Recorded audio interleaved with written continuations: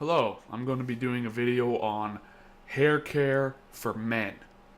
And so as you can see, obviously I have very long hair. So if you are thinking about growing your hair out, already have long hair, or have long hair already and want to grow it longer, these tips apply to you all. And even in some instances, guys with short hair too.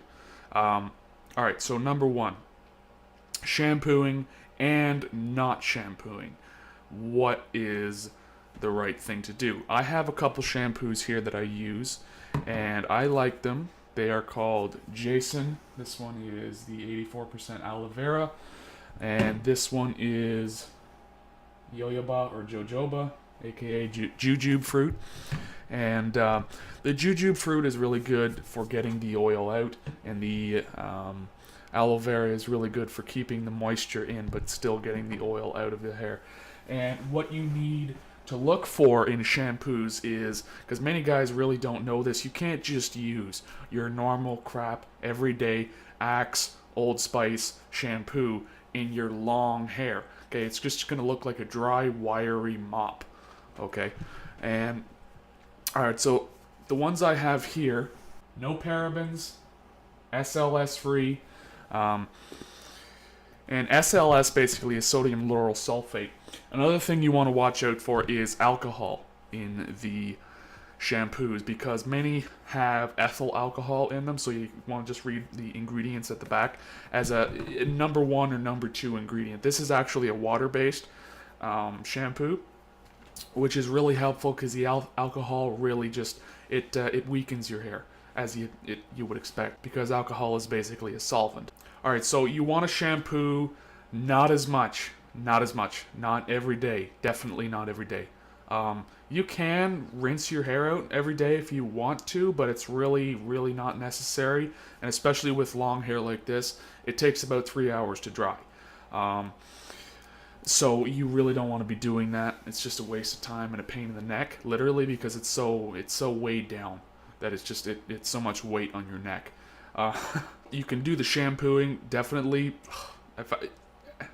at the most every 3 days, at the most, and I'd say at the least if you're going to shampoo once a week. Preferably actually is no shampoo. I mean, for thousands of years humans never had shampoo, so what did they do with their greasy, oily hair? Well, the fact of the matter is it wasn't greasy and oily, because if you constantly strip your body, and especially your hair, of that grease and oil, all it does is it causes it to want to put more back into it.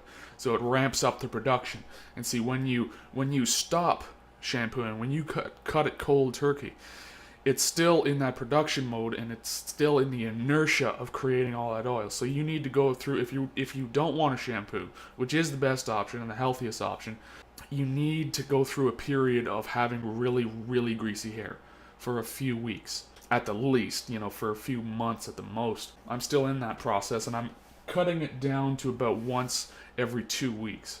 So to shampoo or to not shampoo, as long as it's a good shampoo and you're really not doing it too often, it's okay. It's fine. And especially, if you need to really look good, you really need to be clean and smell good, especially if you're going on a date or have an interview or whatever the case may be. Shampooing is okay. Now you want to make sure, especially the longer your hair gets, if you just have short hair, if it's maybe down to your shoulders, you don't have to do it as much, but condition.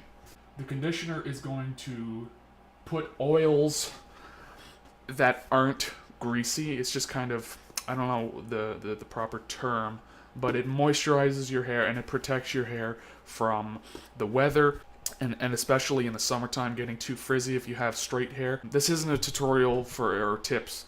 This isn't any kind of tips for kinky hair. I don't have kinky hair, don't have curly hair, so this is just for straight-haired people. Although I imagine a lot of the same tips would apply. And yes, I can't stress enough, guys, if you have long hair, condition it. You need to condition it if you're going to shampoo it. And if you're not going to shampoo it, you need to increase your level of things like combing. Because what's going to happen if you don't shampoo it, you're not clearing out a lot of things. Bacteria and whatnot can build up in there. People with dreads especially, like if you wash your dreads, they take so long to dry. I have not had dreads, but I've had a giant dread in the back of my head that was there for a few months, so I have a similar experience. And if you leave that there and if you don't dry it out properly, it will start to mold and it will start to stink. You don't want that, especially if you're going to be going to an interview or any kind of formal event or date, anything like that.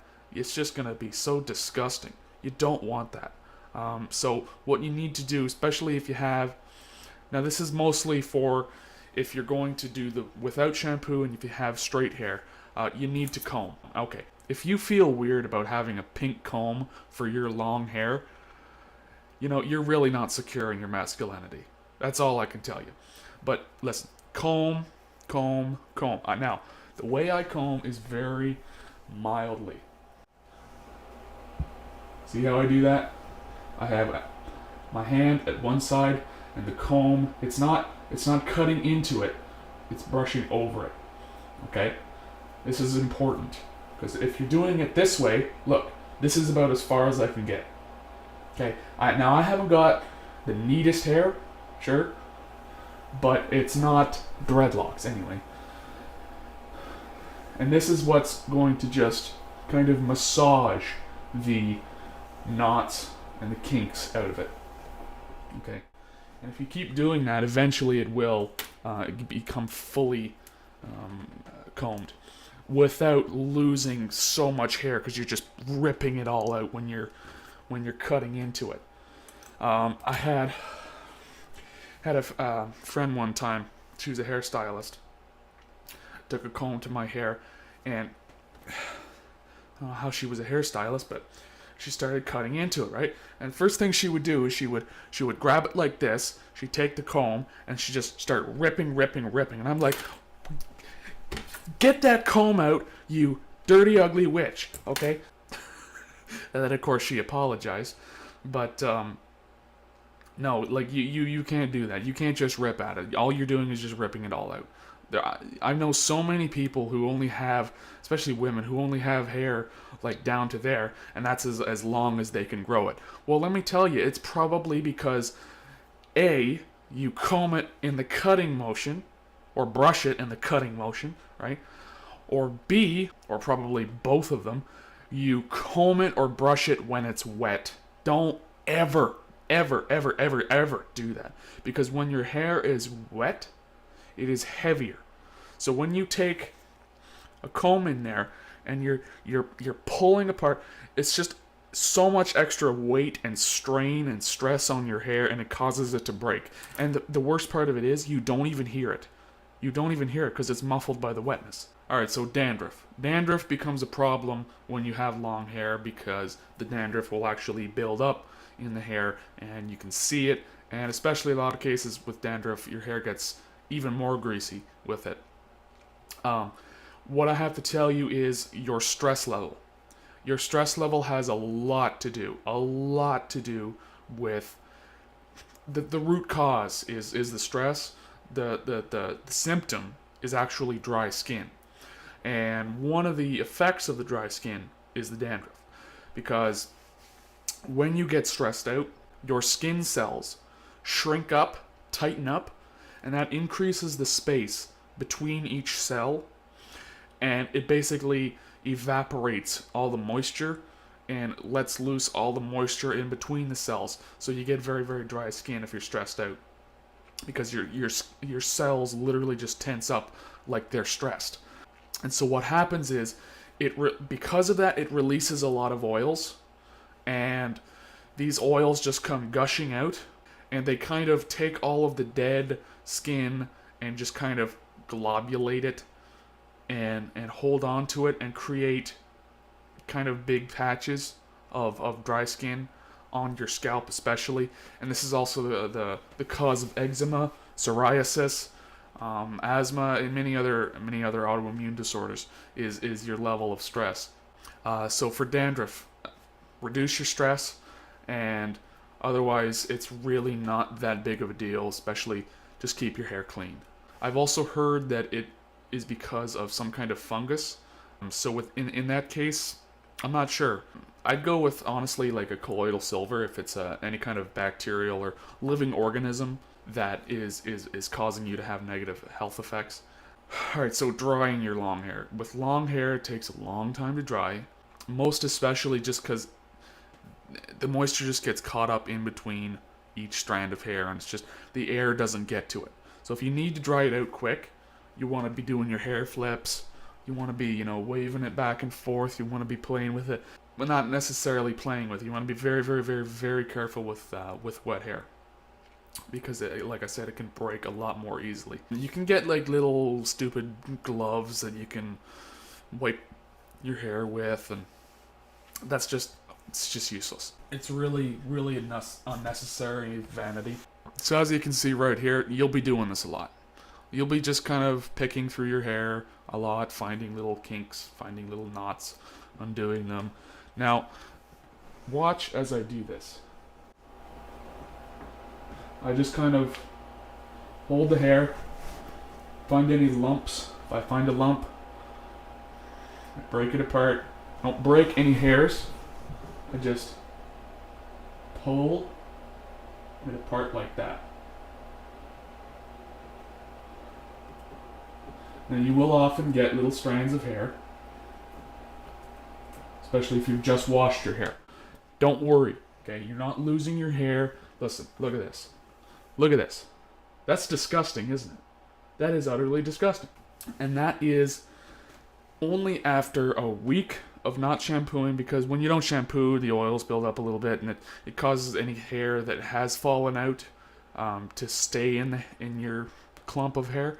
So when you shampoo and when you shower and that brings it all out, and then you comb it, it's just going to be so much coming out, and you're gonna wonder if you're going bald. Well, no, you're not. It's just that the hair is so long that it appears like more than it really is. Because this honestly is probably only maybe 150, 200 strands. This is only about a quarter of what comes out for me. Maybe a third, maybe a little bit more than that, of what comes out after combing it, after shampooing it, after a week of not doing that.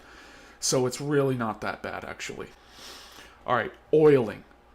Many people like to use oils in their hair as an extra protective layer, and just to help rejuvenate and revitalize the hair strands and protect them, because a lot of people will, shampoo quite a bit.